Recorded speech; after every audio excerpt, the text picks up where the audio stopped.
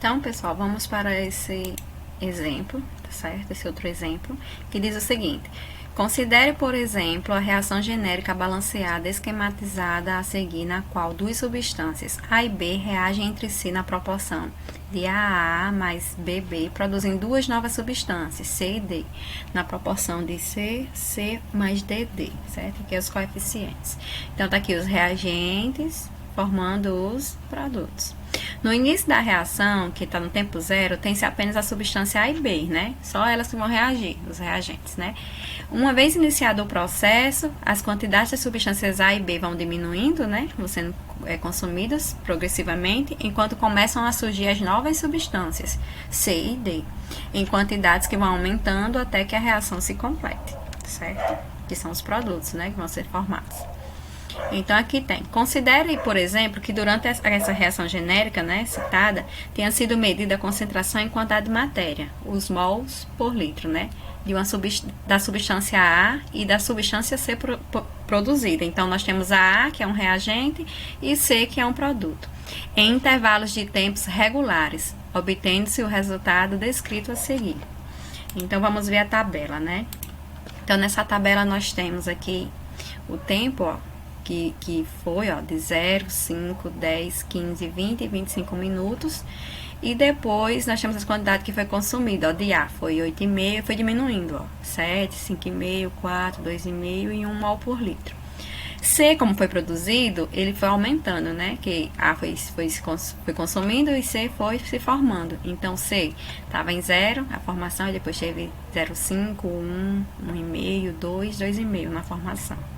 Então, a partir desses resultados, nós podemos calcular a velocidade, que nesse livro, que é o livro de vocês, chamam de taxa de desenvolvimento média, para não confundir com velocidade média lá da física. Então, esse livro, ele chama de taxa de desenvolvimento média, certo? Mas aqui é a mesma coisa de VM, velocidade média, certo?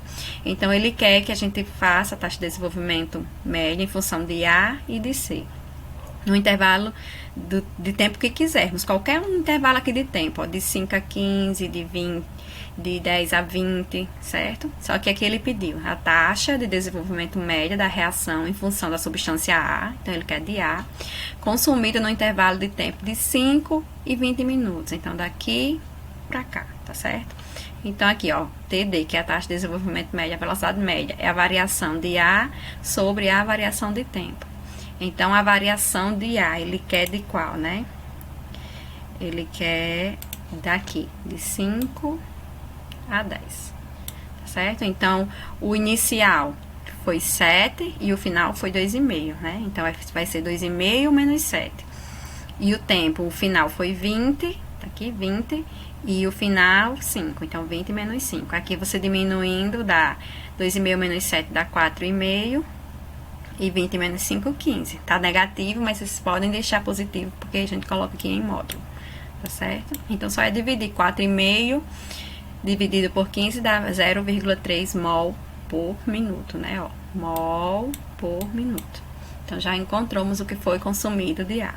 Agora, a mesma coisa, a taxa de desenvolvimento médio da reação em função da substância C, então agora vai ser de C, produzida no intervalo de tempo entre 5 e 20 minutos, o mesmo tempo. Então, vai ser aqui, vai ser a relação entre esse daqui, certo? De 5 a 20 minutos. Então, de novo, né, ó, a velocidade média é a variação de C, em quantidade de reagentes, sobre a variação de tempo. Então, a final aqui de concentração foi 2, né, ó, 2, e o inicial foi 0,5, tá certo? Iniciou com 0,5. O final do tempo foi 20, né? E o final do tempo foi 5. Então, 20 menos 0,5 dá 1,5. Aliás, 2, né? 2 menos 0,5 é 1,5. E 20 menos 5 é 15. Então, vai ser 1,5 dividido por 15, né? Então, dá 0,1 mol por litro. Tá positivo, mas a gente pode colocar tudo isso em módulo, tá certo? E deixar sem nenhum sinal. Então, vocês estão vendo aí que tanto nós podemos fazer do reagente que está sendo consumido, como nós podemos fazer de um produto, né, que está sendo produzido, certo? E não importa o sinal, que no final nós colocamos em módulo. Por exemplo, aqui fica 0,3 normal. E aqui 0,1. Tudo